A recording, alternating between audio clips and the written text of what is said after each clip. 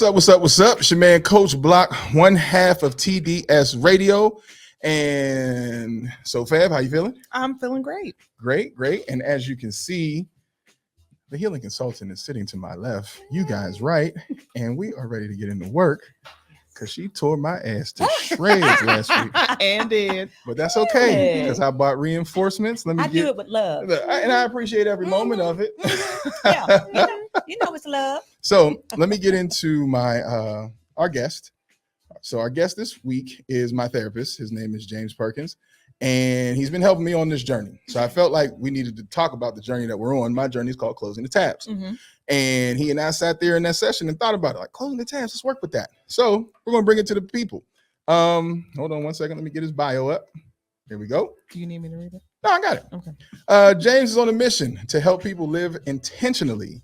As a licensed psychotherapist and coach, he helps individuals organize, harness the power of their life's narratives to help them become the highest expression of themselves in life, family, and work. He dedicates his time to counseling, coaching, and creating spaces that lead people to transforming or to life transformation.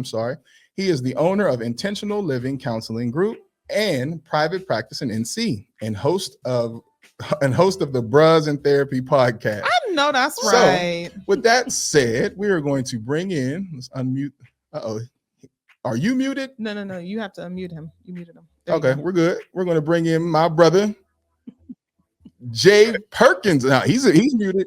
Are you there? No, I can hear. Oh man, can you hear me? Got you. All right, we good. We can hear you. We good. What's up, my brother? What's going on, fam? You definitely should have had your sister read. You didn't read all the way through correctly. I ain't do it right. My fault. Yes. Next time, next Wednesday, we're gonna have her do it, man. We'll be good, brother. She does the intro a little bit better. I thought because, all right, man. Damn. Right. Can I catch a break? I can't catch a break. He came in hot. We good, too. Man. You know, we solid. We solid. I'm gonna just shut up and drink. But no. So I wanted to first thank you for taking the time to do this 3-part series because, as we all know, it is Men's National Health Awareness Month. And so with that being said, we want to give men some things to help with their mentals, with their thought processing and how they process things. And between yourself and the healing consultant, I think there is some valuable information that should be given out today. So let's just jump straight into it. Our first one is Closing the Tabs. That's our first title or our first segment is Closing the Tabs. So where would you like to take this train in closing the tabs? Man, well, let's start here. One, thank you guys for having me. I'm looking forward to our conversation. What's interesting is I realize how this even came along. I think I may have given you some insight on this. The first time my computer got slow, I think this had to be like my freshman year in college, right? And I was like, man, I have closed these tabs. I know I had a whole bunch of tabs open and my computer is still freaking running slow. I was talking to a homeboy in computer science. I think he's majoring in computer science. I think that's what, I don't know if he finished. I know that's where he started. That's another story. Sometimes we don't start where we finish. Hello. Y'all know how that rolls in undergraduate. Yes. But he said to me, have you checked to see if it's running any CPU process in the background? I was like, what do you mean? He says, well, you can close your tabs, but the process can still be running in the background and it can be tapping your energy. I was like, say less. So he opened up this part, I forgot what a CPU process, and it literally showed the apps that I had closed, but they were still running the process in the background. And I was like, are you kidding me? First time I ever experienced that. And from that point on, what I've really been kind of considering is like, man, and especially for men, one of the big things is because we feel like we have survived life, we feel like we're thriving. And surviving is not the same thing as thriving. And so closing tabs really is about helping you address those things that may be running in the background, stuck in your mental and emotional bandwidth, and being able to resolve those things in a way that allows allows you to expand your capacity to really show up in the present. And so we can go from anywhere from that. If you want me to explain, go further. If you have an initial question, we can do it either way. I do have an initial question, and the awareness. So, for example, you noticed that your computer was running. It wasn't running properly. So, how do we identify this, that we even have these tabs and things running without knowing that we have these tabs and things like that running behind the scenes? Absolutely. One of the quickest ways, shameless plug, is probably therapy. It's one of the easiest, most accessible ways, I think, to help bring what is in your subconscious or unconscious to you to the forefront. I often talk about these three versions of ourselves that we have. We have the version of ourselves that we are conscious of and have awareness to. And then we have the second version of ourselves, which is the version that our siblings, our spouses, our partners are aware of. And then you have this third version of yourself, which you don't have awareness or conscious access to. Neither does your partner, siblings, whoever. And this third version of yourself is often the version of yourself that's having the most profound impact on you, because it's the part that's largely unconscious to you. So as I often say, what is unconscious to you is having the most profound impact on you. And so obviously one of the quickest ways I think to access that is through the lens, third party space with a therapist. I also think, and I hate to say this, but oftentimes for my brothers, the initiation, I won't say oftentimes, I'll give my brother some slack because I got mad love for y'all. It is really challenging because most of the brothers that I often do see are coming as a result of close relational connection with the partner, where they are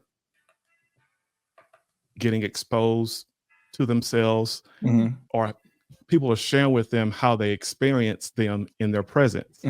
And so when you have that level of awareness of someone reflecting back to you how they have experienced you, and then get this, when you have history with like, man, you know what? She ain't the first woman or first girl that didn't said this to me. Ding, ding, ding, ding, ding. That's the indication that, hey, this may be something underlying or as a common denominator in your relationship.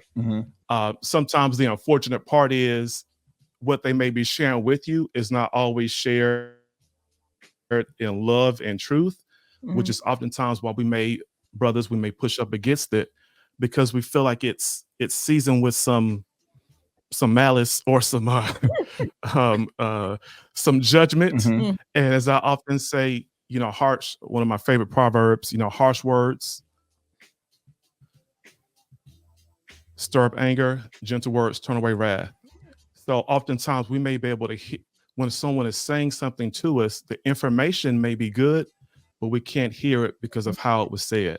So you brought up a good point, because I was going to ask that question, because Auntie V, being married, we got to talk about when you identify something in your spouse, how do you address it? Because one of the things that even us sitting down doing this, somebody else may say, you know what, you need to talk to this person. But then and then Kim, you as well, how would you address that in the person if they're not personally aware of it? Well, I think the first thing is to make sure that you're addressing it not out of anger or a moment for which you've had this explosive conversation, because that's not the good time. They're not going to be receptive to that. Right. They're just not going to do it. And I have always found that, because as I said, Kim's not married for 36 years, so it was I always had to. Number one, I wasn't going to speak out of anger. And number two, I had to do it in a safe space for us. And for us, that's when both of us were calm. That's when, for us, we were out and about. We consciously, went out to dinner or went out and did whatever. And so it wasn't any kind of, and it's not criticism. It's just, hey, this is what I've observed, or I didn't, you know, Mhm. this is what I heard. This is how I felt when you said those things, or Right. or whatever. And it came, and it wasn't defensive anymore. Mhm. It wasn't this wall. Mhm. It was like, okay. And Okay. you can, I have noticed, and even the people that I work with, I've Mhm. noticed that if people have come to that space, Mhm. not upset, Mhm. not angry, not anything. Mhm. You know, Mhm. you've calmed down. You're coming out of a place of love Yeah. and respect. Mhm. I find that it's a lot more palatable. Mhm. Okay. Yeah, Okay. because it's not always what you say, but it's how you present it. Mhm. Mhm. In a lot of ways, is how you present it to Mhm. someone. Mhm. And I think it's just, and I think that you have to make sure that you're giving it out of a place where there's not this conversation, kind of confrontational Mhm. aspect to it. Right. I think men are more receptive to that. Yes. Well, Yeah. people are. Right. People are more receptive to that. Right. If you're not We are. from this space. Yeah. Yeah. You're not coming from a heated argument or Mhm. debate or whatever you want to call it, Mhm. because things are said, Yeah. and it's like, yeah, I don't appreciate you being an asshole that you were. You said whatever, and you're like, wait a minute, hold up, Right. hold right. up. Now, Yeah. I'm not going to receive that very well. Mhm. And so what, to your point of even somebody responding like that, what I would have, a question I have for you, James, is what, for the brothers, what may this look like when these tabs are open? Like, what may it look like in your day-to-day, or even physically? What does this look like? Mhm. Yes, it can show up looking like a heightened sense of anxiety, stress. You're distracted. You may have a lot of physical. Uh, um, you may go to sleep and get 8 hours of sleep, but wake up and not feel rested. Mhm. Yeah. The level of distraction. So you may be physically present in a meeting, but you find your mind wandering 12, 15, 16 different places. Or when you go to lay down at night, it takes you 30, 45 minutes, sometimes several hours to lay down or go to sleep. Mhm. You may be waking up 2 or 3 a.m. in the morning, nothing urgent for you to do the next day, but it's just your mind is racing. It's Mhm. woke you up in the morning or woke you up in the middle of the night. Mhm. You may have challenges even in talk about relationships where your partner is saying like, man, things are just off. I feel like you feel irritable, and the energy is off, and you may not can't even pinpoint and say that it was something specifically that happened at work or situation. It's just they can feel it through your energy, literally how you're showing up, that there's something that is upsetting you that you might not even be aware of. Mhm. And which is often the challenge, what I say, not super significant, but I notice a good amount of single brothers often come into my office with a lot more, I won't say a lot more, uh, maybe a little bit more distress than my brothers that are in relationships, because they've been pretty much living their life in isolation until it's got to a point where they just can't. It's like they're at a breaking point. And so Mhm. they are now, coming in for that support, rather than brothers that are in some level of committed relationship, and someone that they love is tapping them on the shoulder. Hey, babe, I really think this may be a good opportunity for you. Mhm. Yeah. I do a lot of couples therapy. And so even with that, the entryway, really an entryway for even brothers that even come into my practice is through their wives specifically, or partners looking for a Black male counselor because they want to reduce any barriers to them participating in the process. And Mhm. oftentimes they come for couples therapy and say, hey, I think I want to do individual. And their spouses are okay. They're like, hey, I don't care. We can do couples and individual. Mhm. I'm cool with that. But I find the more that we are engaged in interpersonal relationships, the larger chance that we have of people reflecting back to us what they see. One of my professors in graduate school said to me, or said to our class, and I'll never forget it. He said, when you get married, you get a full glass mirror in the person of your spouse. Now, that mirror is going to have some cracks in it because both of you are imperfect. So it's not a full mirror with any imperfections in it, but they are going to reflect back to you to a certain degree what they're seeing from you, in you, around you, and how they're experiencing you. So there was something that you had brought up with the sleeping, and we had talked about this last week. And one of the things that, if you don't know, for those who are tuning in and may not know, our healing consultant has a line of CBD products that will help you with insomnia. Absolutely. And so what I wanted to talk with you about that, because we have you that you're talking to a person and you're saying, they're coming to you saying, I have insomnia, I can't sleep, and I'm not feeling rested. But then you being knowing a person that may have CBD, is there a connection that you may say this might help you? You know what I mean? Where not necessarily you giving the prescription, but saying that this is an assistant that can help. Yes, absolutely. I think that would be a great way as a healthy coping mechanism to oftentimes give the person really the bandwidth to help us explore in therapy. So it kind of mitigates, kind of takes that edge off, right? To give you that bandwidth to actually fully engage. Obviously, I think the challenge with people is, that becomes our primary coping mechanism. So they rather do that, not specifically with CBD. I'm more referencing marijuana use. It's like, hey, that becomes THC use, your primary way of coping. Yes. There you go, right? But absolutely, I think it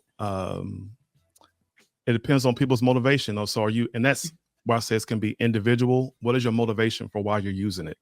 If it is, hey, yep, I'm going to do this because I don't want to go into a therapy office, then that lets you know you probably should come my way. Yes. And I mean, I fully agree with that, because I think we've always discussed the fact that it's a what we call multimodal approach to your healthcare. Yes. And so it's not one way is the right way. Correct. What we're doing is we're giving you tools, because I always say, people need tools in the toolbox. You need the tools. Yes. And it's not just one way is the right way. And for a lot of people, what I've noticed is that if they're truly looking for mental as well as physical health, then they're looking for multiple ways of approaching the problem. Right. Absolutely. Because there's more than one way to do this, and it takes more than one way to do it. Right. Right. And I think that's the journey that you have to set forth on, because we've discussed many times that it's not just using CBD, because we've already discussed the fact that it helps with that. We're talking about a hemodynamic shift. So we're talking about a balance, and all of this works together to get a balance. And it just, for CBD, it's just helping you. It's just one more thing to get you to go to therapy, to get you to exercise more, to get you to have these tools, and you're about to eat better, because so that you can cope and manage your life. Because you can't stop the stressors from coming. Right. Life is stress. So you can't stop that, and nor can you escape it and function on, in your day-to-day life. It just doesn't work. Right. It doesn't work. And we know for men, it's difficult. You've got stressors that no one else, Black man, that no one else has on the planet. Right. Just like Black women have stressors that no one else has on the planet. And they're unique to you. They're unique to you. Yeah. And managing those, we've been taught for so long that you don't manage them. You eat it and you deal with it. That was my next point. So then for both of you guys, the suffer in silence, how do we crack that code to make it a little bit more comfortable for, going to therapy and creating the balance? Because I ain't gonna lie, I was a suffer in silence person until I realized that I had, like you said, people come to the doctors when they finally reach that threshold of pain. Yes. I had reached my threshold of emotional exhaustion. Yes. and had to figure out what to do. Yes. And 'cause so it's emotional. It's Mhm. emotional, it's psychological, and it's physical.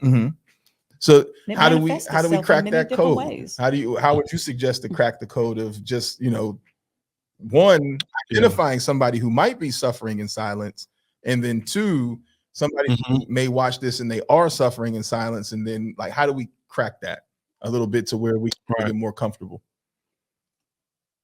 Yeah. There's a book by Margaret Rutherford called Perfectly Hidden Depression.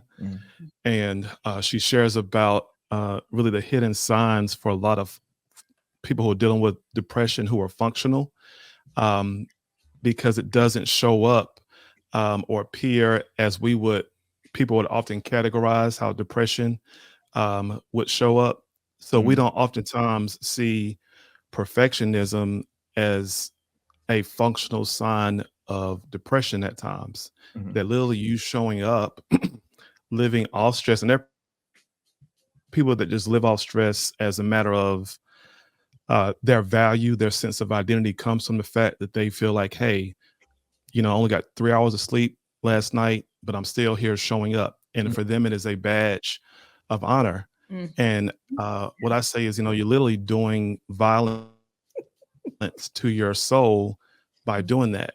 And so oftentimes the pace in which we live our lives is just not conducive for our mental and emotional health.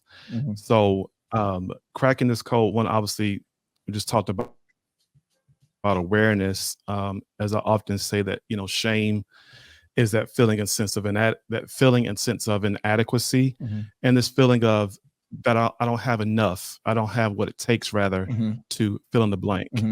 And shame tends to grow when these three ingredients are present: isolation, secrecy, and fear of judgment.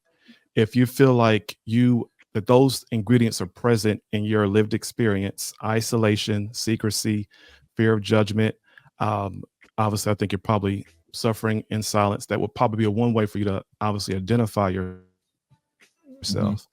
And oftentimes you can notice that by the energy and the intensity of your reactions or responses to people in conversations. What if when someone's talking with you and they ask you the right question that may elicit some level of vulnerability from you, do you shy away from it? Do you hide from it?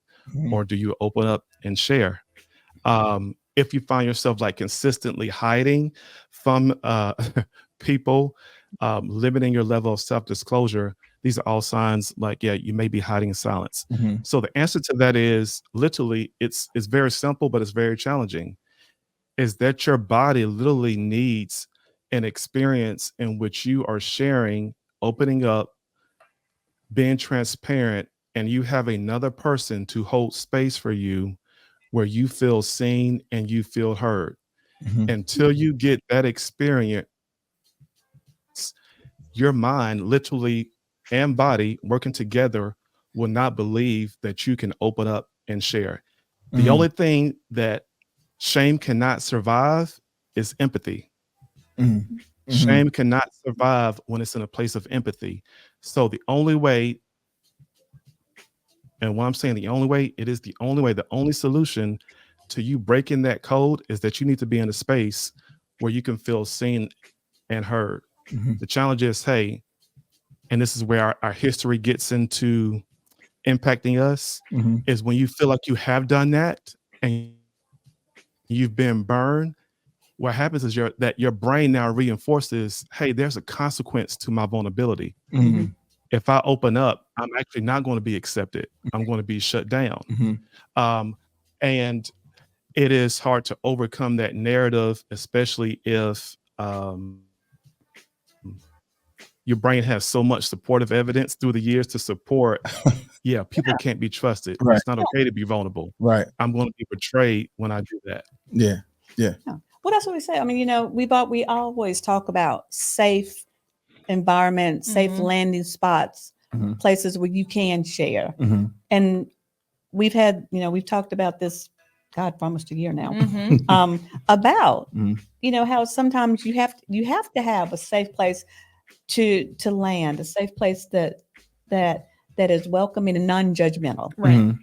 And we've talked about that that's part of the whole process of Mhm. healing, Mhm. of healing yourself, of being on this self-care journey, Mhm. of putting yourself first. Mhm. Because unless you fill up your cup, you can't give to others. You Right. can't pour out to others Right. because you're depleted. Mhm. You're running on empty. Yeah.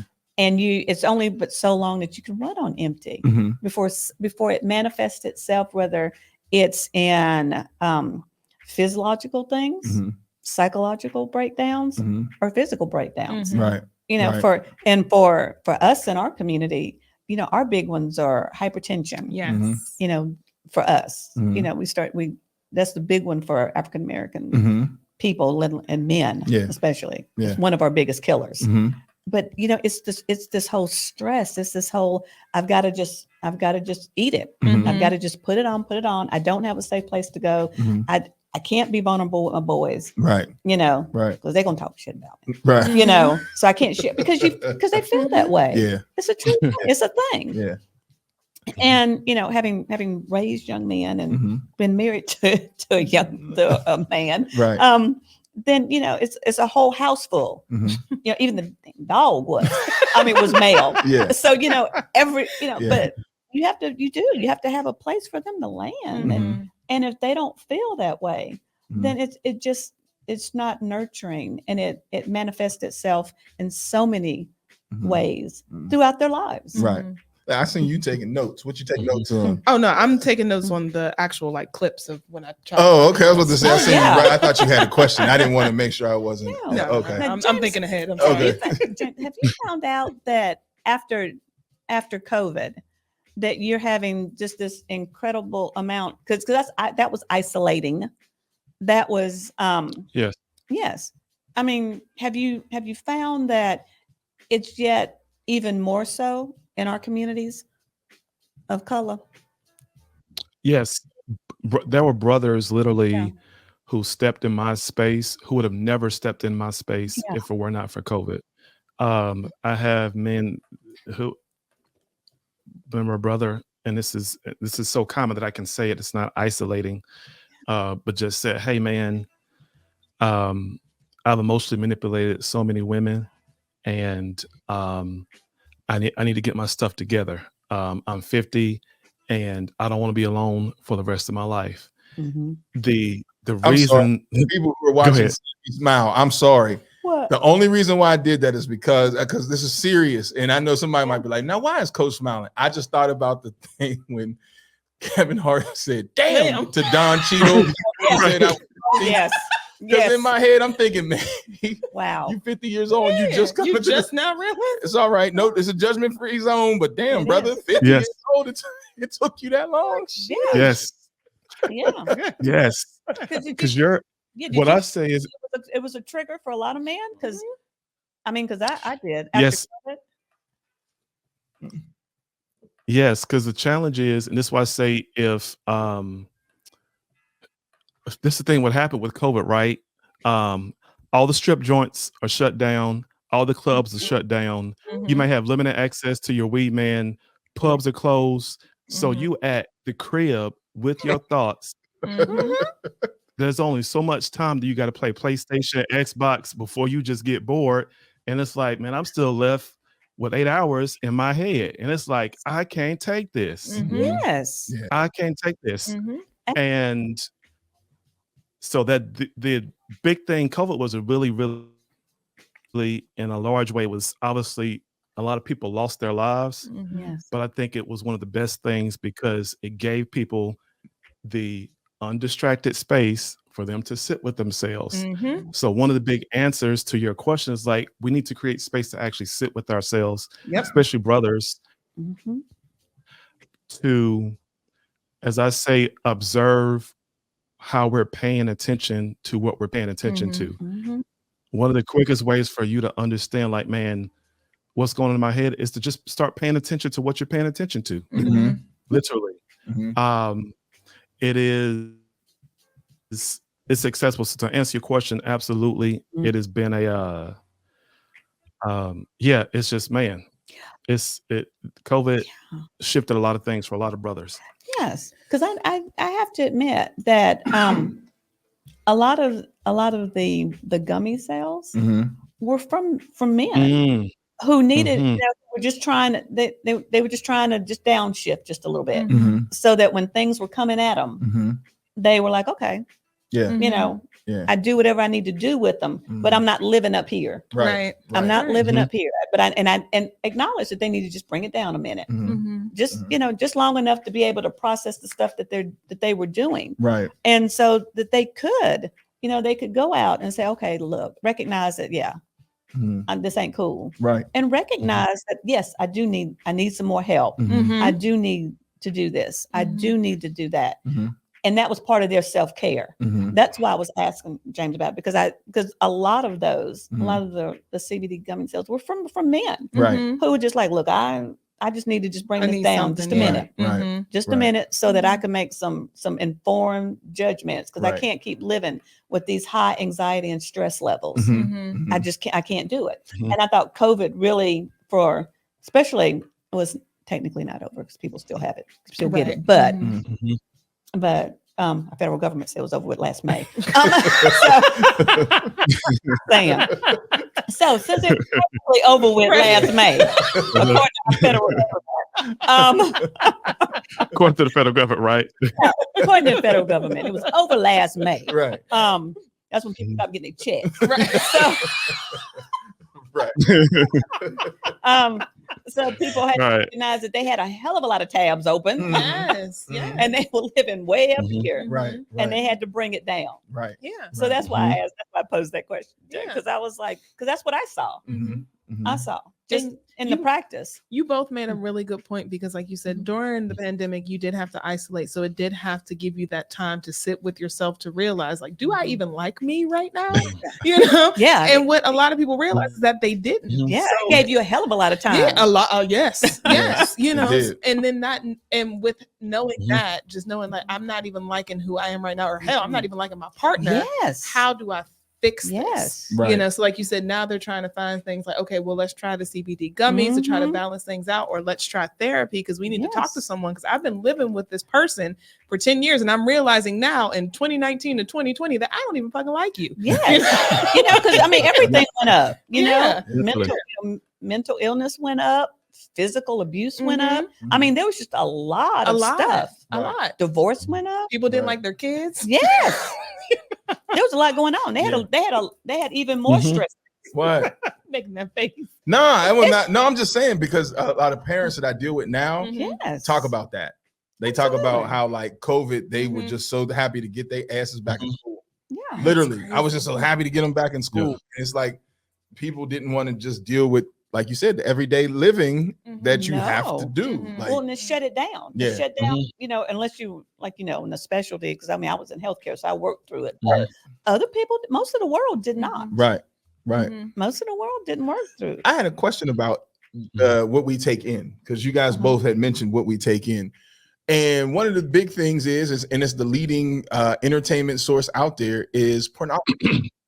So in isolation of pornography, how does that play a part in suffering? Because I have been told by guys who have openly admitted that they were addicted, that it temporarily just took them out of like a reality space. You know what I'm saying? Before you go there, can we describe what the addiction level may be? Because some people might say it's addiction, but really it isn't. Oh, his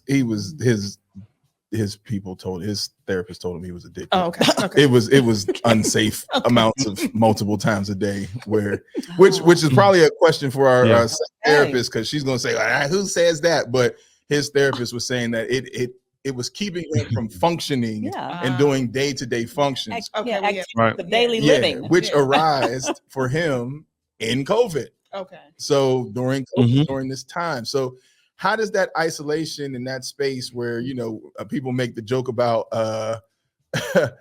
why is he in the bathroom so long? And it's like, he's isolating. That's his safe space. But really he's in there, scrolling. So what would be your suggestion if a brother came to you in that manner? That's a lot of tabs open. Okay. Yeah. Go ahead, James, you first. You the expert. That's Auntie Vicky got me rolling. You got me rolling. a lot of tabs open. That's all I'm It's a lot of saying. tabs. Go ahead. You add Literally tabs, and practice, but yes, go ahead. literally and figuratively. Yes. Um, one of the first things I want to do, or that I do with a brother in that space, who even shares, is I want to acknowledge the level of vulnerability that it takes to share that with another person. As I often say in my space, you know, no one has to tell you what's going on in the inside of your heart and mind. I believe that's an earned privilege and it's a sacred space. I also want to affirm that the coping mechanism that they did choose, pornography, that they could have chosen worse. That's not to justify it, but they could have chosen worse. I want to affirm that, because with any level of addiction, or with any addiction that we choose, it is just a person trying to get a legitimate need met, but in an illegitimate way. It's a person trying to get a legitimate need met, but in an illegitimate way. Most brothers don't understand that the reason that they're watching pornography is not to watch pornography. They're watching pornography because they're searching for connection. And one of the easiest, most accessible ways to fabricate that or facilitate that seems so real is through the use of watching pornography, which is often combined with masturbation, oftentimes both or sometimes just by itself. And the challenge is, this is where, the shame comes in, is that so often you end up carrying the shame for the use of it. And the shame ends up becoming the way that we try to handle the shame is either try to reduce it or hide from it. Oops, I didn't ask you, Siri. The way we try to reduce that is to focus on lowering the habit. So how do I stop doing it when I feel like that's not productive? It's not unhelpful. It just shouldn't be the primary goal. The primary goal should be focusing on what is it that I need most. Because if I focus on creating more spaces to actually get what I need, the legitimate needs met, it's going to be lesser of a pull towards pornography because I'm actually getting my legitimate need met for connection. This is why oftentimes with you talking about suffering in silence, that pornography, it's like the most easily accessible thing that can facilitate a level of connection when you're in isolation, because it takes more energy for you to actually text someone, open up your phone to say, hey man, this is what I'm going through, ... You can watch porn, masturbate, and feel free and be like, whew, I got that off my chest. And Yeah, kind of like until the instant relief. until some else, Right. literally the endorphins that get released from it. And so now your brain is already now building a neural bridge where it connects pleasure with pornography. Pathway, that's the word it's supposed to use. And the more that you use it, the less restraint that you have in being able to do it, because that's what it's doing, is literally building each time is building that bridge for you. To where you just, as a result of different cues, you're going to automatically do it. So when somebody leaves the house and you by yourself, your brain cue. You won't even thinking about doing it. This is what I tell about this. You got to watch your cues and you got to protect yourself from them. Yeah. Especially if it's a child. Literally, you won't even thinking about it. But somebody leaves the house, oh, I'm by myself, bam, queued up. Now the desire is there. You have the opportunity. Nobody's there with you. And bam. Yeah, I mean, we talk about dopamine and serotonin receptors. I mean, it's feel good. It's feel good. It and we feed off that because it's pleasurable. It's quick. It's temporary. But we still haven't addressed the cause of what we're doing. Right. But yet just the high alone you live there, and that, I mean, it feels good, no matter how temporary. But the thing about high, no matter what it is that it just takes more and more in order for you to get the high that you've been chasing. Right. Like, the first couple of times, it's no different than being a drug addict. Right. I mean, it really isn't. You still haven't addressed the cause. Right. But it feels good. Right. And you have to chase that high. Right. So, it may be one time you have to do it. Now it's 2, 3, 4, 10 times. I mean, to try to get that elusive high. So then how do you guys suggest somebody that's in that space, like, what do you substitute that with, I guess is what I'm trying to ask. So let's say somebody is suffering in that department, and maybe they don't even want to do it, like you said, you guys are saying there's a trigger in you that says boom, pleasure. Yeah. So then how do you how do you close the tab basically? So how do you even start that process when, like you said, one, it feels good, and where do you go? Well, I mean, I could speak, of course, James will speak to the psychological, but I can speak somewhat to the psychological in that, because if you look at CBD, THC, products just in general, CBD actually addresses, it works on receptors in the brain, and it kind of intercedes in there. We always talk about our CB receptors 1 and 2, and they attach to that, and it makes you feel, it gives you, it's kind of letting down that too much THC. That's a whole different other subject, right? Because you too feel good, right? But you can't cope, you can't work that way. But yes, even level of high levels of CBD are being shown to decrease that stress level, but yet feed on the dopamine and serotonin receptors that you have to bring you down to a level that you can cope with stuff. Yes, high THC, you're gonna get fucked up. I mean, that's just a truth. But you haven't addressed your problem. Right. No. And nor is it allowing you to address it. to well, not even to recognize it. Yes, you're just numb. It's not even allowing you to even recognize. Right.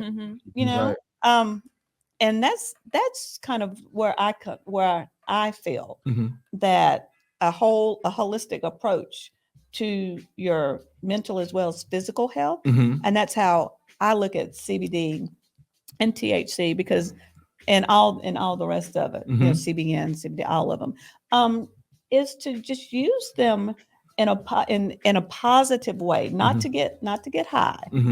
Because that's not what my products do anyway. So, but it's not to do that. But it's to feed into those receptors that you have, to make you feel good in a natural way. Right. I mean, my God, people from China have been using it for 2,000, 3,000 years. This is not a new plant. I mean, they use and it's not new to the United States either. I mean, in the 1920s, it was on everyone's pharmacy. You could go down to your local pharmacy and they could mix it up for you because until 1930s when the federal government decided that they were going to first tax it, and then they were going to and then once taxing it didn't help, they made sure that they made it illegal. And we know about the whole, that's a whole different, we've talked about that. But I mean, and they criminalized it and they demonized it, and they made it something that had no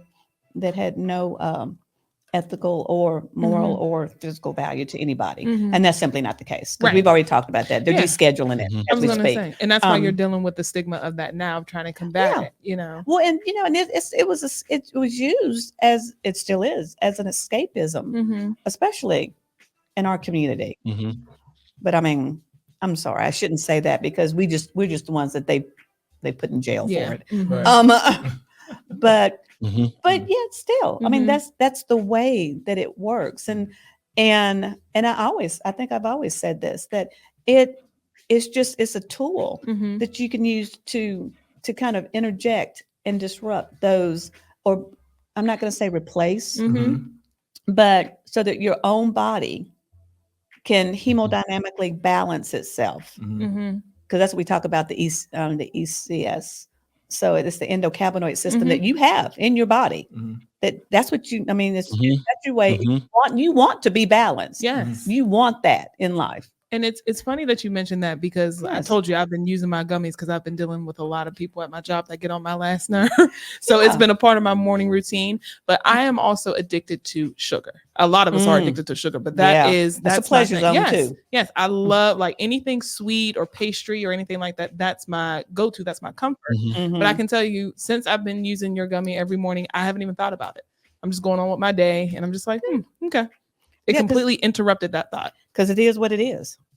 I mean, so you have to have the, I'm not going to say the wherewithal. It's just like a conscious thing. Yeah. You know, say okay. Yeah. Because I mean, because mine's not sugar, mine's salt. Really? I mean, oh my God, I'll shank you over a Lay's potato chip. Are you kidding me? A Lay's potato chip. Oh my God. So then, James, what's your suggestion in reference to the not literally, people? I'm not going to go to you and shank you over a Lay's if I see you with a Lay's potato chip bag.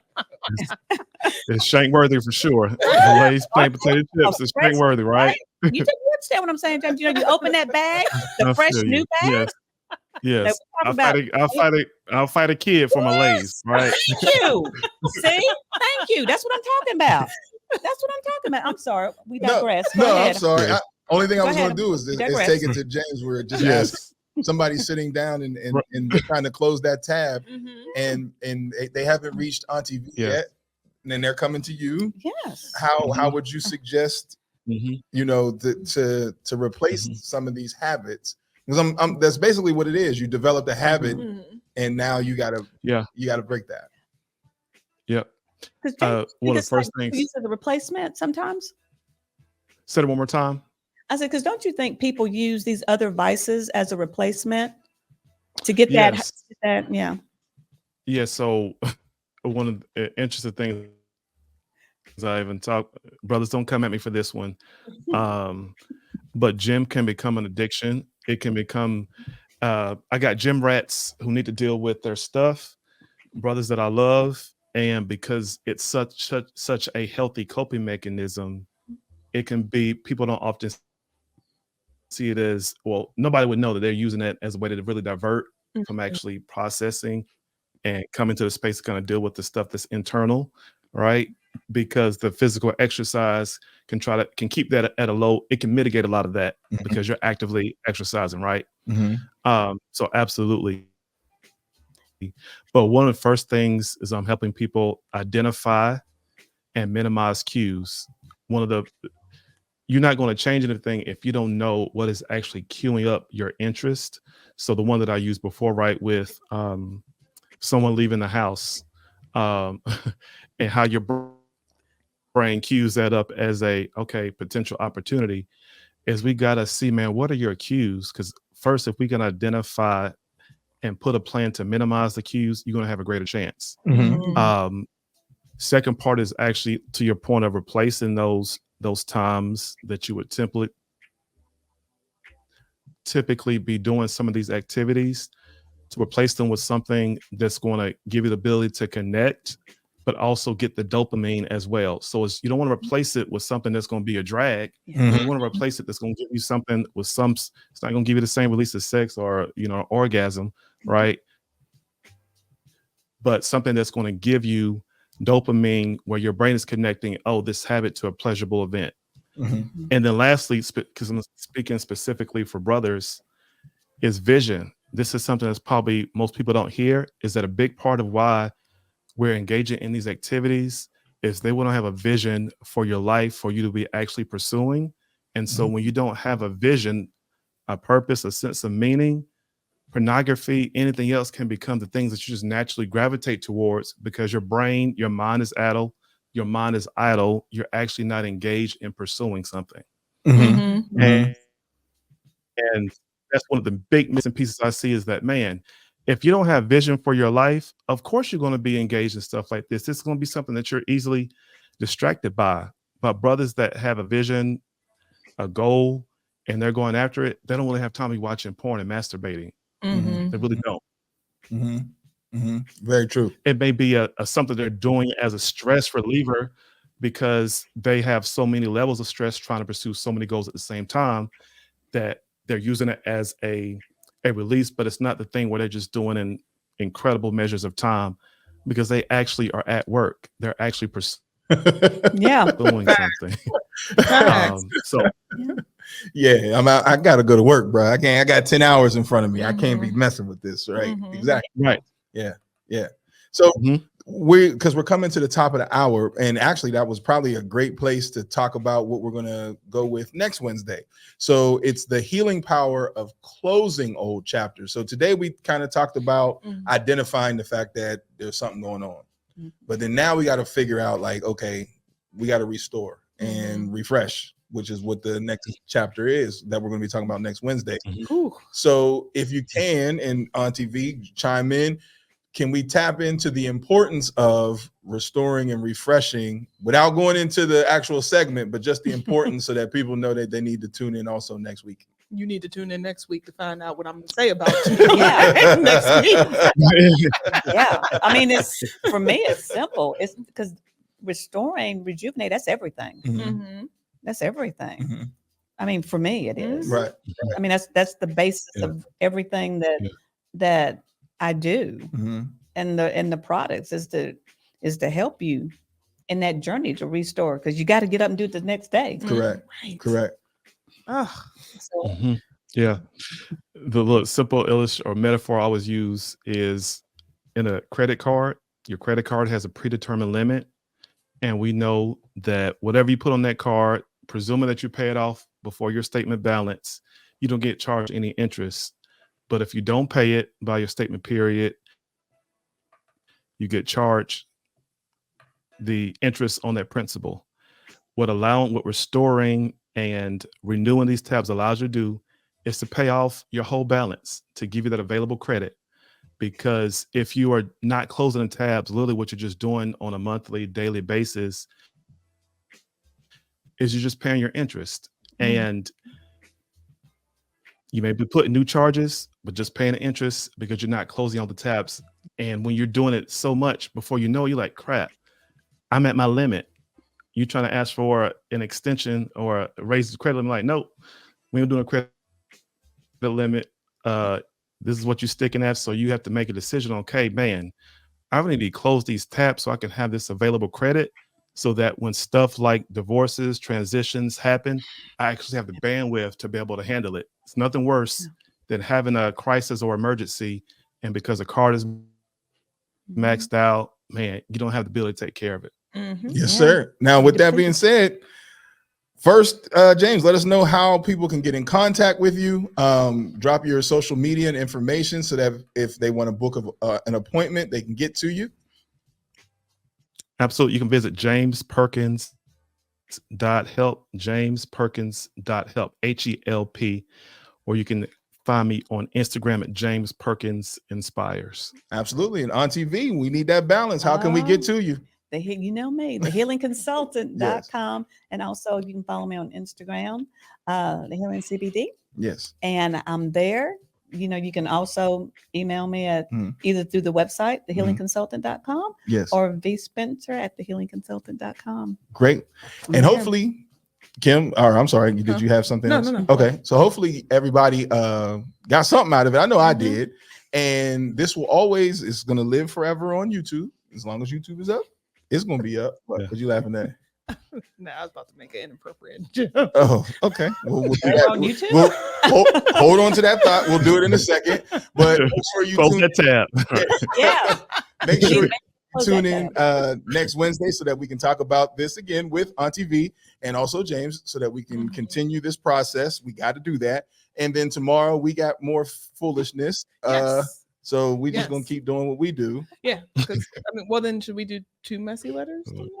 We can try. So we'll do the messy letter tomorrow. Only reason why I didn't do it is because I didn't. The next time we'll do it. The introduction, I didn't want to go into foolishness of that first, but we'll make sure we find a messy letter that hopefully a man wrote. Yeah. Oh no, I have one. Oh, you do? Yeah. Oh, okay. I specifically chose this one because I knew James was going to be on. So. All right. So then, James, next week you'll do one of the messy letters that we get where people ask us for advice. Okay. but we'll allow you to answer that too. So Mhm. stay love right there. We're going to close real quick, but stay right there. Don't go anywhere yet because I want to talk to you real quick as soon as we're done. So I'm gonna close this out. And how do I do that? Did I do that? Yeah. Okay. Yeah. Mhm. So once again, tomorrow, please tune in from 6 o'clock to 8 o'clock, TDS Radio. We don't have any specific announcements or events coming up, do we? No, thank God. Well, I Not do yet. this Sunday. We don't. You do. Yeah, I Mhm. do Go this ahead. Sunday. Juneteenth celebration. Yes. Carrie. Yes. Let's do So it. yeah. All right. So make sure Juneteenth you go see celebration. Auntie V and support. So all her Absolutely. fans that be picking up. Never mind. I ain't gonna do that to you. Mhm. Y'all need to come on by And stop playing and games. stop. Yeah. Yeah. Come see about Don't it. Now. play. Yeah. Mhm. Don't. I always tell you, don't play with me. Right, hello. Hello. While you compliment myself. Yeah. Thank you. Come on through and Yes. come check Auntie Yeah, V out. now. absolutely. But we thank everybody who tuned in, and God willing, we'll be here tomorrow. Peace.